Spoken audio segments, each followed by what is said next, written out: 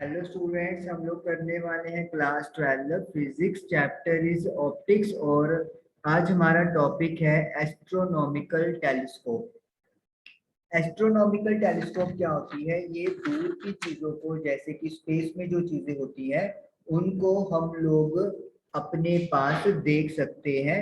उनकी इमेजेस जो है वो हमें दिखाई देती हैं। That is called astronomical telescope. यानी कि दूर की चीजों को पास देखने के लिए हम लोग टेलीस्कोप का यूज करते हैं।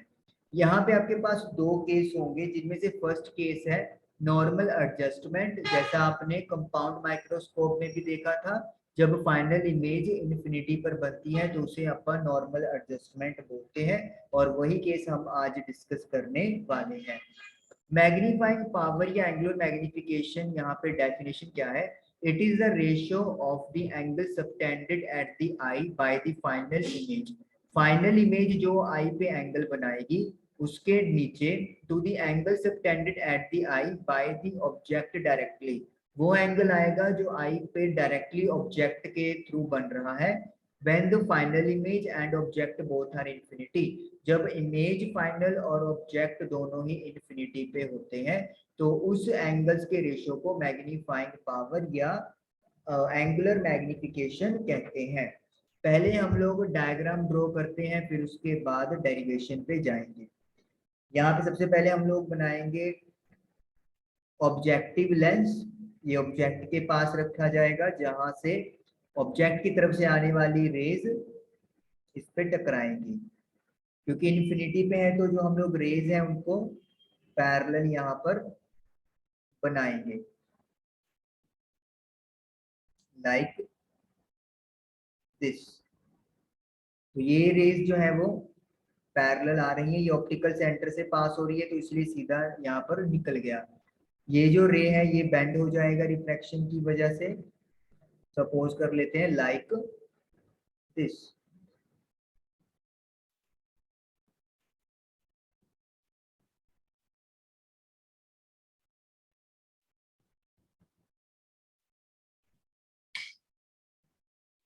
ओके, अब जो एक रे यहाँ से ये भी बेंड हो जाएगी, it will be like this. तो ये जो रेज है वो यहाँ पर मिल गई है यहाँ पर, यानी कि इमेज बन जाएगी।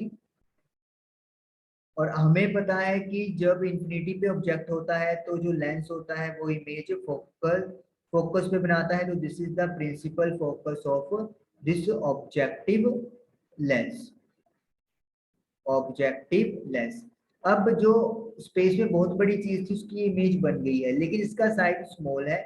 हम लोग चाहते हैं कि हमें थोड़ा सा बड़ा इमेज बनाई दिखाई दे, तो उसके लिए हमें क्या करना पड़ेगा? एक आई पीस यानी कि आई की तरफ एक लेंस हम लोग यहाँ पर यूज कर लेंगे, लाइक दिस।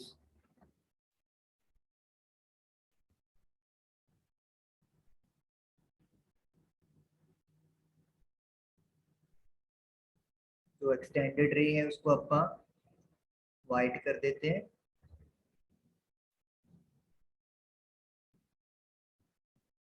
अब जो रे है वो बेंड हो गई, तो it will be like that.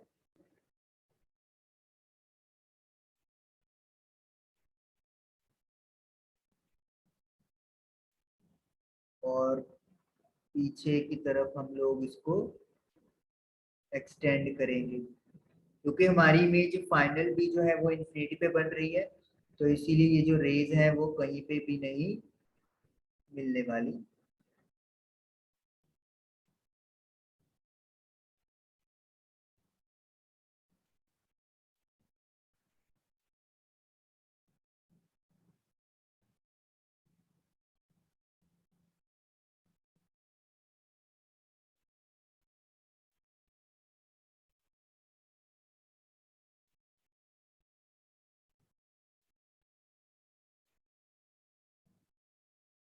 It will be like this. ये पैरेलल होनी चाहिए, और इनको हम लोग डॉटेड कर देंगे, क्योंकि ये हम लोगों ने वर्चुअली ड्रॉ की है।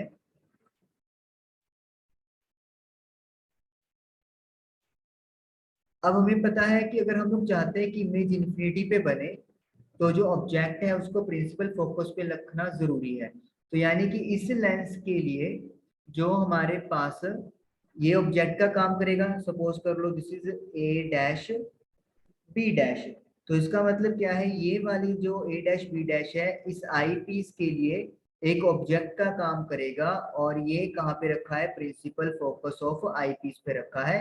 तो इसका मतलब क्या है, एफ नोट और एफ ई यहाँ पे कोइंसाइड करेंगे अगर हम लोग चाहते हैं कि फाइनल इमेज इन्फिनिटी के ऊपर बने। अब हम लोगों ने मैग्नीफाइंग पावर डिफाइन करनी है। आपको पता है फाइनल इमेज का एंगल हम लोग बीटा लेते हैं, और जो बीटा और जो आई के ऊपर ऑब्जेक्ट वाला होता है उसको अल्फा लेते हैं। यहाँ पे हमारी आई है तो यहाँ पे हम लोग बनाएंगे बीटा, क्योंकि फाइनल इमेज जो है वो यहाँ पे आई के साथ बीटा का एंगल बनाएगी। ऑब्जेक्ट का एंगल जो भी यहाँ पे होगा, जो अल्फा हम लोग बनाएंगे, यहाँ से ऑप्टिकल सेंटर से थ्रू वो बनेगा। तो बीटा अपॉन अल्फा ये एंगल्स हो गए आई वाले।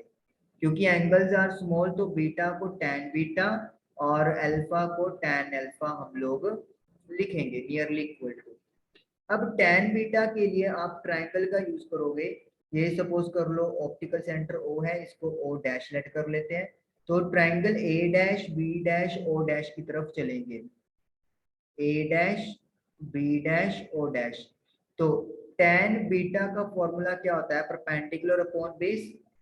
परपेंडिकुलर है ए डैश बी डैश और जो बेस है वो है ए डैश बी डैश। इसी तरीके से टैन अल्फा के लिए हमें ए डैश बी डैश और ट्रायंगल की तरफ जाना पड़ेगा।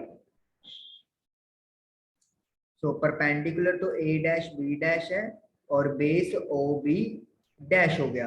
अब टैन बीटा और टैन अल्फा की रिस्पेक्टिव वैल्यूज यहाँ पर पुट कर दो। O B dash divided by A dash B dash. A dash B dash तो कैंसिल हो गया, तो m की वैल्यू आ गई O B dash divided by O dash B dash. अब देखिए जो o से लेकर b डैश तक का डिस्टेंस है वो क्या है, वो फोकल लेंथ है ऑब्जेक्टिव लेंस की। तो यानी कि आप इसको लिख देंगे एफ नोड। और अगर हम लोग ओ डैश बी डैश की बात करें तो ये फोकल लेंथ है हमारे आई पीस की, तो इसको हम लोग एफ ई लिख देंगे। लेकिन यहाँ पर साइन कन्वेंशन के अकॉर्डिंगली वैसे तो हमें पता है कि जो आपके डिस्टेंस होता है फोकल लेंथ के वो सभी पॉजिटिव होते हैं, लेकिन ये वाला जो फोकस पॉइंट है वो हम लोग लेफ्ट साइड की तरफ कंसिडर कर रहे हैं आई पीस के लिए, तो इसीलिए यहाँ पे हम लोग इसके साथ माइनस का साइन लगाएंगे। तो माइनस का साइन क्या इंडिकेट करता है कि जो फाइनल इमेज होगी वो with respect to object real and inverted होने वाली है। हालांकि स्पेस में पड़ी हुई चीज स्फेरिकल होती है तो इसलिए उसके ऊपर कोई फर्क नहीं पड़ेगा, लेकिन साइन कन्वेंशन जरूरी है। तो इस तरीके से हमारा m का formula F naught upon F E drive हो गया फॉर नॉर्मल एडजस्टमेंट के लिए। यानी कि अगर आप मैग्नीफाइंग पावर इंक्रीज करना चाहते हो तो उसके लिए आपको फोकल लेंथ जो आई पीस की है वो कम से कम रखनी पड़ेगी, और ऑब्जेक्टिव लेंस की फोकल लेंथ आप लोगों को बढ़ानी पड़ेगी, तो ताकि आपको ज्यादा से ज्यादा मैग्निफिकेशन मिल सके। और अगर हम लोग यहाँ पे बात करें कि इनके दोनों लेंस के बीच की जो दूरी है वो क्या है, यहाँ से लेकर यहाँ तक एफ नोड है और फिर यहाँ से लेकर यहाँ तक का एफ ई है। तो यानी कि we can say length of जो टेलीस्कोप है वो F naught plus F E है। यहाँ पे प्लस माइनस नहीं करना है, प्लस ही आएगा क्योंकि डिस्टेंस कभी भी नेगेटिव में क्वांटिटी नहीं जाएगी। तो इस तरीके से हमारा फर्स्ट नॉर्मल एडजस्टमेंट वाला केस डन हुआ। नेक्स्ट सेशन में हम लोग सेकेंड केस करेंगे जब फाइनल इमेज डिस्टेंस डी यानी 25 सेंटीमीटर पे बनेगी। आई होप कि आपको ये चीज क्लियर हुई होगी। Thank you for watching this video.